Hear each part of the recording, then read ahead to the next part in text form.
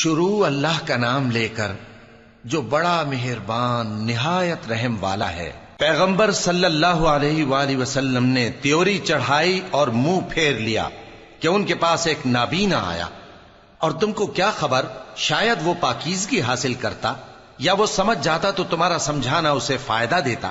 اب وہ جو پرواہ نہیں کرتا سو اس کی طرف تو تم توجہ کرتے ہو، حالانکہ اگر وہ نہ سنورے تو تم پر کچھ الزام نہیں۔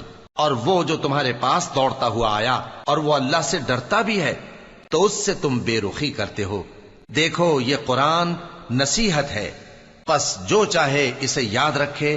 قابل ادب ورقوں میں لکھا ہوا جو بلند مقام پر رکھے ہوئے اور پاک ہیں، ایسے لکھنے والوں کے ہاتھوں میں ہیں جو بلند مرتبہ اور نیکوکار ہیں۔ انسان مارا جائے، یہ کیسا ناشکرا ہے۔ اسے اللہ نے کس چیز سے بنایا؟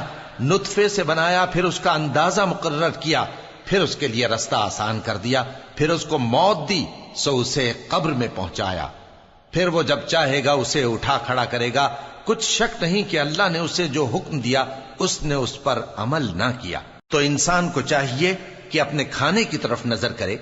بے شک ہم ہی نے پانی برسایا، پھر ہم ہی نے زمین کو اچھی طرح پھاڑا، پھر ہم ہی نے اس میں اناج اگایا اور انگور اور ترکاری اور زیتون اور کھجوریں اور گھنے گھنے باغ اور میوے اور چارہ، یہ سب کچھ تمہارے اور تمہارے مویشیوں کے لیے بنایا۔ تو جب کانوں کو پھاڑنے والی آواز آئے گی اس دن آدمی اپنے بھائی سے دور بھاگے گا، اور اپنی ماں اور اپنے باپ سے اور اپنی بیوی اور اپنے بیٹوں سے بھی۔ ہر شخص اس روز ایک فکر میں ہوگا جو اسے سب سے بے نیاز کر دے گی۔ اور کتنے چہرے اس روز چمک رہے ہوں گے، خنداں و شاداں، یہ نیکوکار ہیں۔ اور اس روز کتنے چہرے ایسے ہوں گے جن پر گرد پڑ رہی ہوگی اور ان پر سیاہی چڑھ رہی ہوگی، یہی لوگ ہوں گے انکار کرنے والے بد کردار۔